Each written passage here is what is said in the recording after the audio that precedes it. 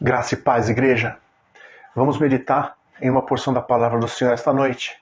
E o assunto de hoje é de grande importância. Portanto, eu peço para você, fique atento, com os ouvidos atentos ao que nós vamos falar.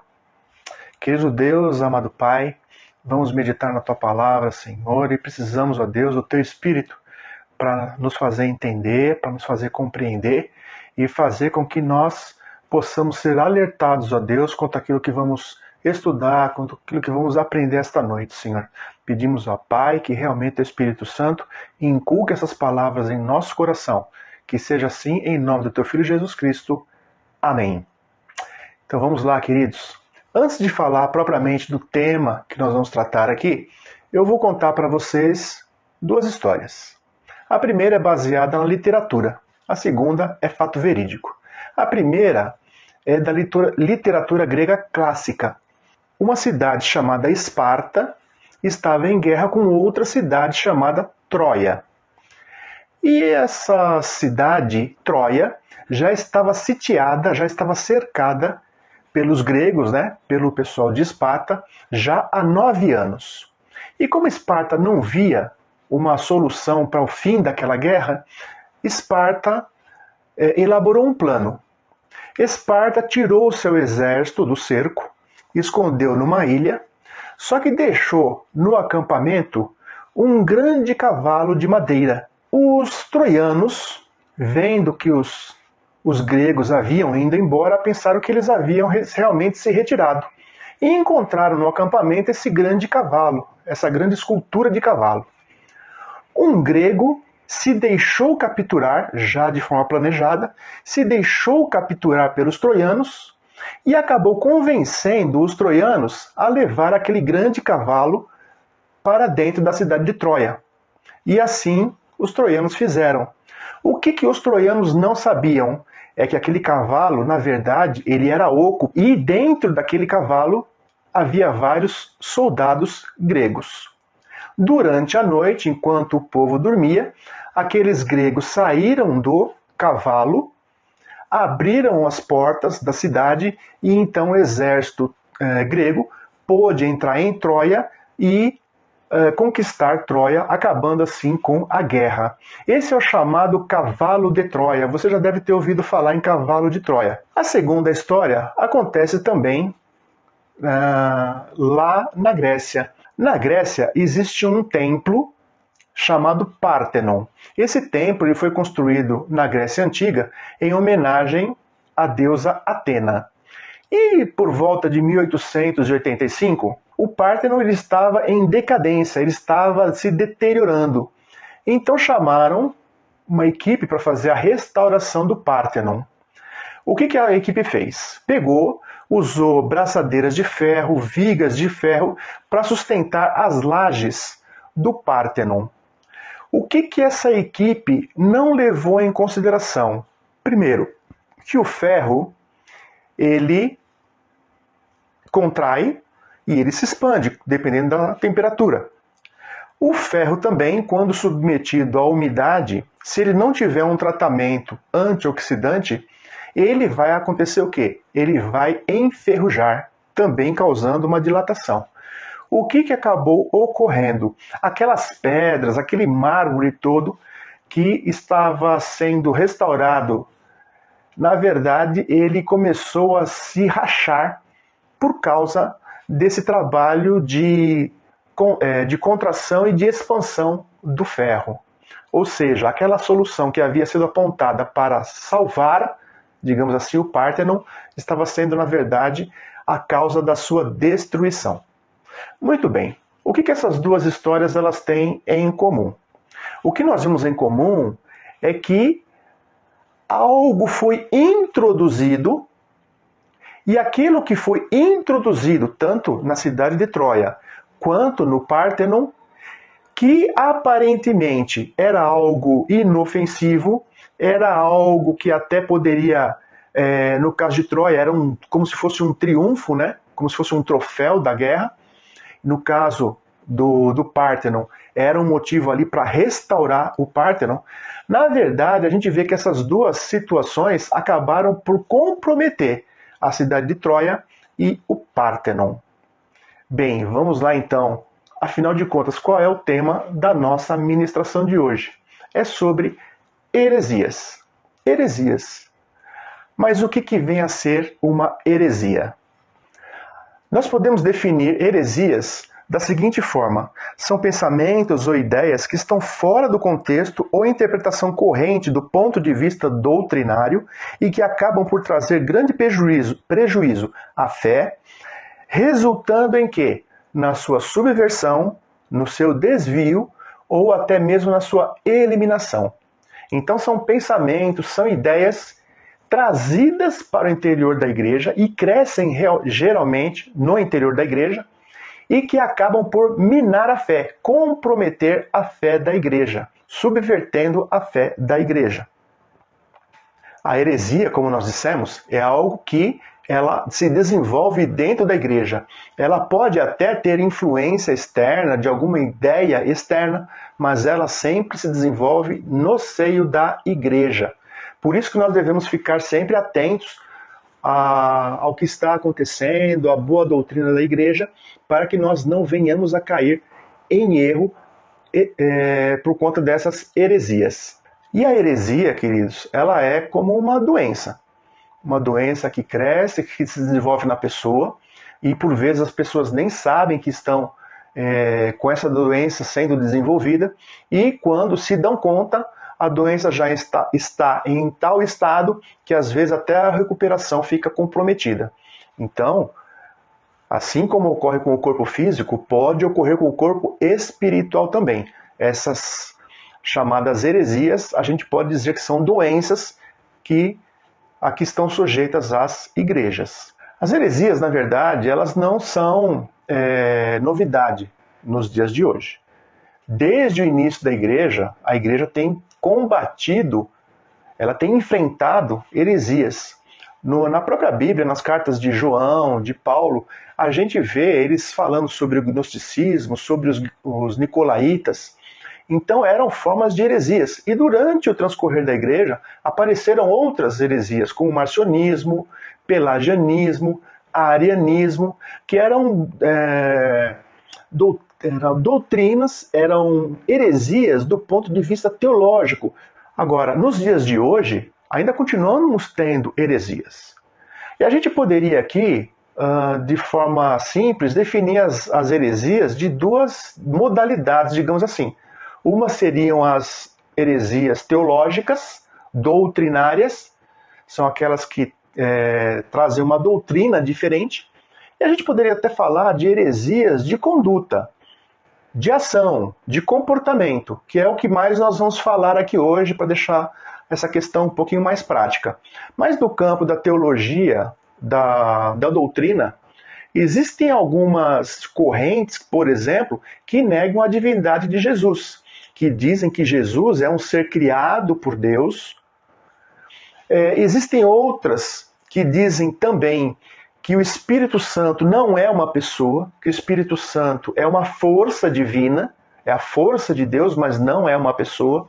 Isso são heresias, porque são a divindade de Cristo, a pessoa do Espírito Santo, são coisas fundamentais para a nossa fé. Não são coisas circulares, digamos assim, são coisas fundamentais. Então, isso se trata de heresia.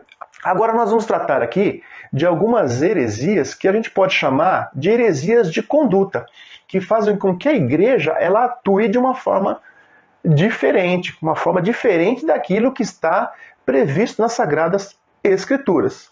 A primeira, queridos, que nós vamos tratar é algo que tem sido falado muito por algumas igrejas e tem sido criticado muito também por outras, que é o que se tem chamado de Evangelho da Prosperidade. Pois bem, lá em Malaquias 3,10, Deus ele fala que é para levar os dízimos à casa do Senhor e que é para fazer prova dele. Muito bem. Agora, algumas correntes, algumas igrejas, algumas visões aí têm interpretado isso, esse fazer prova de mim, como se fosse um cheque em branco que Deus teria dado para a pessoa e que a pessoa poderia preencher ali a mão o que ela gostaria de receber e entregasse para Deus e Deus estaria comprometido a entregar para ela. Mas não é assim. Deus não é devedor de ninguém. Aliás, tem um certo líder de uma grande igreja evangélica que diz que a partir do momento que você entrega o teu dízimo, que você é fiel, Deus passa a ser devedor seu. Não é isso. O homem nunca vai ser credor de Deus. Deus nunca vai ser devedor do homem. Nós estávamos mortos em nossos delitos e pecados. E Deus, por sua graça, por sua única e exclusiva graça, motivado por seu amor, Ele estendeu a mão, enviou seu Filho, que morreu por nós e nos reconciliou com Ele. Isso é graça pura. Isso é graça pura. Onde que Deus deve algo para nós? Tem um cântico que diz que nós nunca saberemos o preço do nosso pecado. Nós nunca vamos saber, porque nós não vamos morrer pelo nosso pecado. Jesus morreu por nós. Então Deus nunca pode ser devedor do homem. Ainda que o homem faça tudo o que Deus determine, da forma como Deus estabeleceu. Que o homem entregue dízimo, que o homem entregue ofertas, que o homem se proceda corretamente, que o homem ame o próximo. Ainda assim, nunca o homem vai ser credor de Deus. Nunca Deus vai ser devedor do homem. Então essa é uma teologia, até se chamam, Evangelho da Prosperidade, ou Teologia da Prosperidade, perigosa. Porque faz com que o homem ele queira fazer negócios com Deus. É comum a gente ouvir pessoas que às vezes estão com dificuldade financeira e se aproximam da igreja e entregam o dízimo. Por quê? Porque acham que vão ter a sua situação mudada. Mas Deus não tem obrigação de mudar a pessoa por causa disso. Ah, mas ela entregou o dízimo? Sim, mas ela entregou o dízimo por interesse. Paulo diz lá para que nós contribuamos sem interesse. Contribuamos não por interesse. Porque a pessoa pode contribuir por interesse, porque ela quer algo em troca. Então, o princípio está errado. O mandamento está certo. Está dando oferta? Sim. Está dizimando? Sim. Mas o princípio está errado. Porque o princípio não é a adoração a Deus. O princípio é o que será que Deus pode devolver para mim. Então, essa primeira teologia, a primeira heresia, e eu acho que é importante nós destacarmos aqui, porque a gente não pode querer fazer negócio com Deus. Não pode querer fazer negócio com Deus. Nós temos que erguer as mãos para os céus todos os dias, agradecer a Deus o que temos. Aliás, vamos ver o que Paulo fala para Timóteo a respeito disso. Está lá em 1 Timóteo, capítulo 6, verso 9 e 10. Diz assim: Ora, os que querem ficar ricos caem em tentação e cilada e em muitas concupiscências insensatas e perniciosas, as quais afogam os homens na ruína e perdição. Porque o amor do dinheiro é a raiz de todos os males. E alguns, nessa cobiça, se desviaram da fé e a si mesmos se atormentaram com muitas dores. Então Paulo deixa bem claro aqui, a raiz desses males, ela decorre o quê? Do amor ao dinheiro, do apego ao dinheiro. E vamos ver lá o que Jesus falou em Mateus 6, 19 e 21. Ele diz o seguinte: Não acumuleis para vós outros tesouros sobre a terra, onde a traça e a ferrugem corroem, e onde ladrões escavam e roubam. Mas ajuntai para vós outros tesouros no céu, onde traça nem ferrugem corrói, e onde ladrões não escavam nem roubam. Porque onde está o teu tesouro, aí estará também o teu coração. Ora, afinal de contas, Jesus está dizendo que é errado enriquecer, é errado trabalhar para ter uma situação financeira confortável? Não, Jesus não está falando isso. Quando Jesus diz que não é para juntar tesouros aqui, Jesus não está dizendo que não é para você fazer o seu planejamento, você fazer os seus investimentos, você adquirir bens.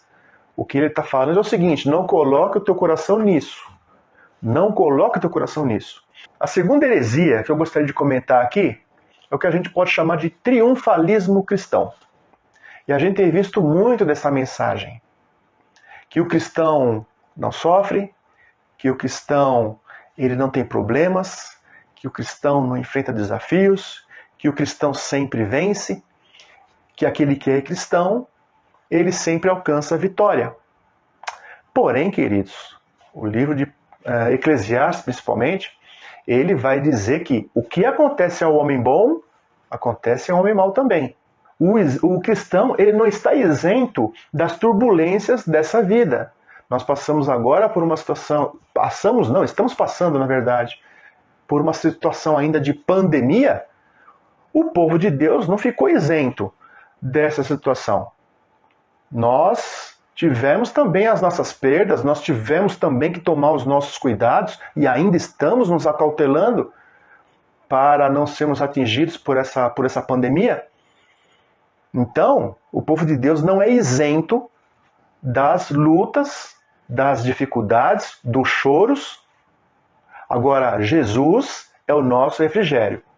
Deus não nos deixa sem situação de quê? De escape. Deus é o nosso escape.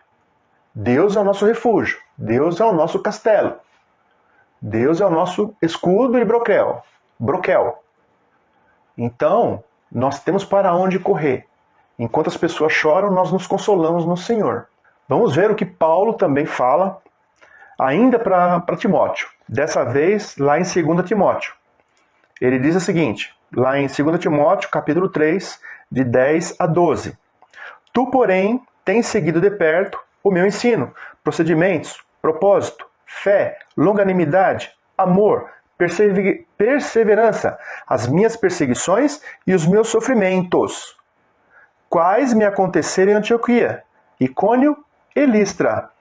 Que variadas perseguições tenho suportado. De todas, entretanto, me livrou o Senhor. Ora, todos quantos querem viver piedosamente em Cristo Jesus serão perseguidos. Então, que Paulo está falando assim, olha, eu sofri muitas perseguições. Antioquia, Icônio e Listra, você foi testemunha. Você viu as perseguições. Que perseguições! E ele fala aqui os sofrimentos, os meus sofrimentos. Então Paulo sofreu, queridos. Paulo sofreu. Você acha que nós somos melhores do que Paulo? Que não vamos sofrer, que vamos ficar isentos de sofrimento? Agora ele diz uma coisa aqui. De todas, entretanto, me livrou o Senhor. Paulo está reconhecendo, eu tenho sido perseguido. Porém, Deus tem me livrado de todas. Ele dá um glória a Deus aqui.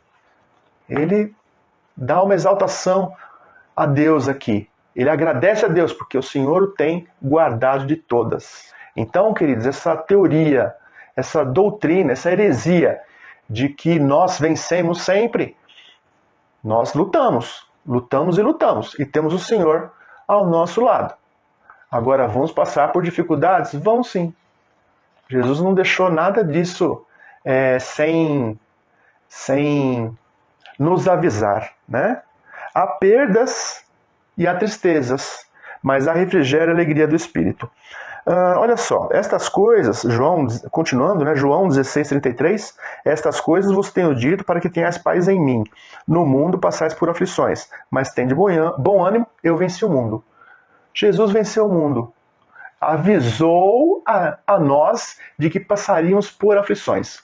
E eu fico pensando que quando Jesus disse para os discípulos, né, olha, vocês vão ser perseguidos. Ainda assim os discípulos falaram, mas eu quero. Ah, mas vocês vão ser açoitados. Eu quero. Ah, mas vocês estão sujeitos a morrerem.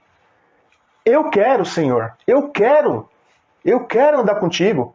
Eu quero ir contigo até o final. Então, o que importa é estarmos com o Senhor. O Senhor vai nos dar o escape quando houver necessidade. Amém, queridos? Uma outra heresia de conduta que nós podemos falar é amar mais aos sonhos do que a Deus. Existem pessoas que estão tão comprometidas em buscar o seu sucesso pessoal que às vezes esquecem que isso aqui tudo é transitório, é passageiro. Por mais que nós vamos viver aqui, nós vamos viver por 60, 70, 80, 90. Quem vive muito vive 120. é transitório, porque nós temos uma eternidade para viver. Então é algo que não compensa trocar. Não compensa trocar a eternidade pela realização de alguns sonhos aqui. Porque há pessoas que realmente deixam de buscar o reino de Deus para buscar a sua realização profissional. Nós temos que tomar muito cuidado com isso. A realização de sonhos, ela é bíblica. O Senhor disse que Ele ia nos fazer restaurar os nossos sonhos.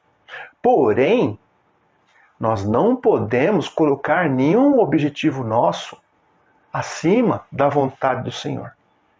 Deus tem uma vontade, queridos, que o apóstolo Paulo ele chama de boa, agradável e perfeita. Não existe outra vontade de Deus. A vontade de Deus é boa, agradável e perfeita. Existe até uma linha que fala da vontade permissiva de Deus. Mas a vontade permissiva de Deus já não é a boa, agradável e perfeita vontade de Deus. Quem está dentro dessa chamada vontade permissiva está fora da boa, agradável e perfeita vontade de Deus. A pessoa vai por sua conta. Não vai na boa, agradável e perfeita vontade de Deus. Então, a plenitude de Deus está aí, na sua vontade. Quando fazemos a sua vontade. E aí sim, nós vamos adquirir o melhor de Deus. E olha só o que Isaías diz lá no capítulo 55, versículos 8 e 9. Porque os meus pensamentos não são os vossos pensamentos, nem os vossos caminhos os meus caminhos, diz o Senhor. Porque assim como os céus são mais altos do que a terra, assim são os meus caminhos mais altos do que os vossos caminhos, e os meus pensamentos mais altos do que os vossos pensamentos. Então, queridos, o Senhor tem os pensamentos mais altos do que o nosso. Quando a gente acha que algo é bom, Deus tem algo melhor para nós, mas é do jeito dele. Se nós nos contentarmos com o jeito do Senhor, nós seremos plenamente abençoados, com certeza. Agora, é interessante que essas chamadas heresias que nós estamos tratando aqui, elas têm alguns pontos em comum. E essa próxima heresia que nós vamos falar aqui, talvez ela seja central. É o culto do eu. Culto do eu. Onde o eu, ou seja, o ser humano, ele está centrado. Até a Idade Média, a Idade Moderna ali, o homem, ele tinha Deus como centro. Então, Deus era o centro do ser humano. A partir da modernidade, com a chegada de um movimento chamado Iluminismo, que surgiu na Europa, ali no século XVIII, houve um deslocamento. É interessante como que a história funciona. Aquela atenção, digamos assim, que o homem tinha para Deus, ela se desloca de Deus para o próprio homem. O homem passa a ser dirigido não mais pela fé, mas agora o homem passa a ser dirigido pela chamada razão. O homem precisa de comprovação de como as coisas funcionam. Então, por exemplo, a teoria, a chamada teoria da evolução, o evolucionismo de Charles Darwin, ele nasce nesse contexto do iluminismo, do homem buscando o quê? Provas materiais de como que as coisas funcionam. O homem, então, como eu falei, não é mais dirigido pela fé. Ele é dirigido pela razão. E desde então tem sido essa luta entre razão e fé. Agora, queridos, vamos para a última heresia que nós vamos tratar aqui. Agora, antes de falar propriamente dela, deixa eu dizer o seguinte. Em 2015, eu e minha esposa, nós tivemos a oportunidade de ir para os Estados Unidos. A gente foi para Nova York. Foi uma experiência muito, muito legal. E lá em Nova York, um dos lugares que nós fomos foi no chamado Central Park, o Parque Central da cidade. Você já deve ter visto em filmes, em revistas, em fotos, o Central Park. É um lugar muito bonito, muito bonito. E uma coisa me chamou no Central Park. Aqueles bancos que tem em praças, aqueles bancos de concreto, né? Lá tem também. E é interessante que, às vezes, o banco, no encosto dele, ele tem uma mensagem. Às vezes há uma mensagem naquele banco. E eu e a Thelma, a gente estava andando e tal, e eu comecei a ler algumas mensagens que havia em alguns bancos. E teve uma mensagem que me chamou a atenção. Eu parei, comecei a ler detidamente ali, e dizia mais ou menos assim, agradecendo ao Bob, né? Porque no curto período em que Bob esteve com eles, Bob ensinou o amor, ensinou a olhar de forma diferente para a vida. Então eles eram eternamente gratos por poderem tido conviver com o Bob, ainda que por poucos anos. E aquilo ali me chamou muita atenção, porque eu fiquei imaginando uma família, né, um pai e uma mãe, e uma criança de 2 anos de idade que havia tido alguma doença, alguma coisa, e eles perderam a criança. Fiquei imaginando alguma coisa assim, mas eu continuei lendo a mensagem e de repente eu entendi do que se tratava. Na verdade, Bob era um cachorro. Bob era um cão. E ali, os donos do cão, né, colocaram aquela homenagem ao cão. Queridos, essa última heresia que nós vamos falar aqui é justamente isso. Nós acabamos de falar do culto do eu, né, que é a chamada egolatria. E aqui a gente pode dizer que o mundo atual, o que ele está acontecendo? Ele está deslocando, está acontecendo, começamos a ver uma nova espécie de adoração, uma nova espécie de heresia, que é o culto aos animais. E isso é muito perigoso. Assim como lá na Idade Moderna, né, com o Iluminismo, nós tivemos um deslocamento do olhar, do foco de Deus para o homem. Hoje estamos tendo um deslocamento de foco também, quer dizer, mantém ainda muito o foco no homem, mas agora estamos colocando holofotes nos animais, nos pets. O homem, ele foi criado à imagem de Deus. Os animais não. Os animais foram criados por Deus. Foram criados assim como toda a criação foi. Mas o homem foi criado de uma forma especial. Deus formou o homem e Deus soprou sobre ele o espírito de vida, o espírito da vida. E Deus formou o homem à sua imagem e semelhança. Deus não fala isso, a Bíblia não fala isso em relação aos animais.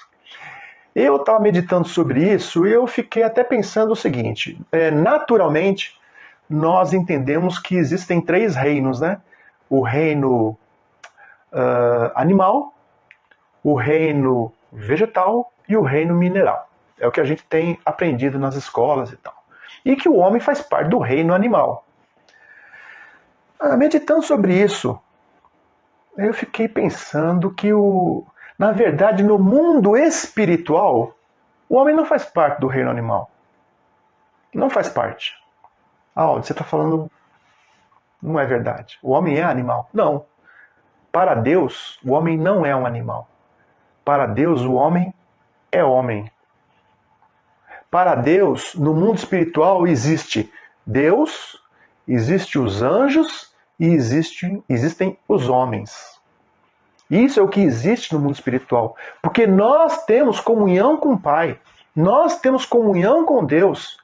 Os animais não têm comunhão com Deus. Nós temos comunhão com Deus.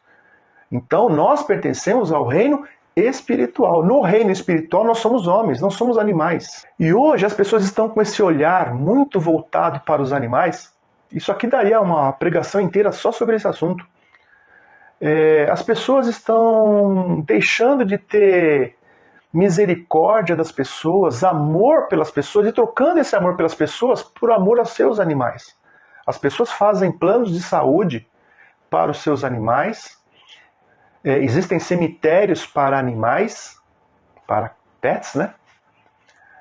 E enquanto isso a mesma pessoa que faz um plano de saúde para um animal, às vezes ela não se preocupa em fazer uma doação para uma instituição que alcance aí algumas pessoas necessitadas, né? Médicos Sem Fronteiras, GRAAC, a ACD. Então, o ser humano, ele numa dificuldade, eu diria até, de lidar com o humano, ele prefere lidar com um animal, porque é muito mais fácil lidar com um animal do que um homem, com outro ser humano. Porque o animal, você dá alimentação para ele, supre as necessidades básicas dele, e ele te atende. E sobre pet também, queridos. Por favor, você é a imagem de Deus e semelhança. Os animais não. Portanto, você não é pai, você não é mãe de nenhum pet. Pet não é filho teu. Isso é uma ofensa a Deus. Se nós somos a imagem de Deus e semelhança, quando nós falamos que um animal é nosso filho, nós estamos ofendendo nosso Deus. Por favor, tenhamos discernimento a respeito dessas coisas. E queridos, eu cheguei a esses dias ver uma notícia que quando eu vi, eu falei, não acredito nisso. Eu fui procurar saber mais a respeito. Pasmem, quando a gente fala em heresia, a gente está falando de coisas que podem contaminar a igreja. E eu fiquei sabendo de um tal de culto pet. Culto pet. Eu não sei se é para rir, se é para chorar. Eu acho que mais é para chorar. Porque alguma coisa está errada na igreja. Alguma coisa está errada na igreja. A justificativa que dão para um culto pet, levar os cachorros, os animais num culto, não convence. O culto é para Deus. Quando nós nos reunimos na igreja, é a Deus que nós vamos cultuar. Como é que eu vou levar um cachorro, vou levar um gato? Não tem. Eu fiquei imaginando se o apóstolo Paulo tivesse sofrido um acidente lá no primeiro século e tivesse entrado em coma. E vamos supor que o apóstolo Paulo não tivesse morrido, tivesse esse coma estendido aí, esses 2020 anos aí. E Paulo acordasse agora. Paulo acordasse e falasse para ele, Paulo, puxa, que bom que você acordou, rapaz. Tem um culto para você ir aí a semana que vem, um culto? Poxa, vou pregar a palavra do Senhor. Ainda estamos pregando a palavra do Senhor, né? Estamos pregando. Um culto pet. Pet? Como assim pet? É um culto para animais, um culto onde vai animais. E Paulo, eu imagino até que ele falaria assim, mas o que vocês fizeram, hein? Enquanto eu dormia. Enquanto eu estava aqui dormindo, o que vocês estavam fazendo? Culto pet. Queridos, estou desabafando aqui. Não dá. Vamos cultuar a Deus? Vamos louvar o nosso Senhor? Vamos glorificar a Deus? Agradecer a Ele pela salvação? Sermos eternamente gratos a Ele? Vamos. É o melhor que a gente pode fazer. E por fim, queridos, como é que nós podemos evitar que essas coisas aconteçam? Como é que nós podemos evitar sermos ludibriados por uma heresia? Porque uma heresia, como eu falei, ela nasce ali como se fosse algo bom. Mas como é que nós podemos evitar que isso aconteça? Houve um escritor antigo, do século II, Luciano de Samosata. Ele não era cristão, mas observando a comunidade cristã, ele disse que a comunidade cristã, eles eram muito dados a escrever e a ler. É interessante porque ele identifica a comunidade cristã, os cristãos, como uma comunidade textual, uma comunidade que é voltada para o texto. E esse texto, queridos, que nós temos, qual que é? É esse aqui, que eu estou sempre mostrando para vocês. O nosso texto é esse. Nós somos uma comunidade que ela é regida pela palavra. Um livro que traz uma mensagem sobre uma pessoa. Um livro que foi escrito por Deus, que traz uma mensagem sobre Jesus Cristo. Para quê? Para que todo aquele que nele crê não pereça, mas tem a vida eterna. Então, como é que nós podemos evitar sermos ludibriados por uma heresia? Por meio do estudo da palavra, por meio da meditação da palavra, por meio da oração, mas muito pelo estudo. Queridos, nós temos de dar muito graças a Deus, porque nós estamos numa comunidade que tem a palavra do Senhor como objeto de estudo. Nós estudamos a palavra. Nós estudamos a palavra. Nós nos aprofundamos no estudo da palavra. Aqui na nossa igreja, nós incentivamos você a estudar a palavra. Nós não queremos ninguém ignorante na palavra. Pelo contrário, nós queremos que nós sejamos instruídos na palavra, manejemos bem a palavra do Senhor. Então, devemos dar graças a Deus, porque é através de estudo que nós vamos nos fortalecer e sermos cercados de garantias de que não vamos entrar em uma heresia. E terminamos aqui a nossa meditação. Eu gostaria de orar pela essa meditação, quanto pelos dízimos e ofertas, e aí estaremos encerrando o nosso culto. Senhor Deus, amado Pai, Senhor, o assunto que tratamos hoje aqui é da maior seriedade.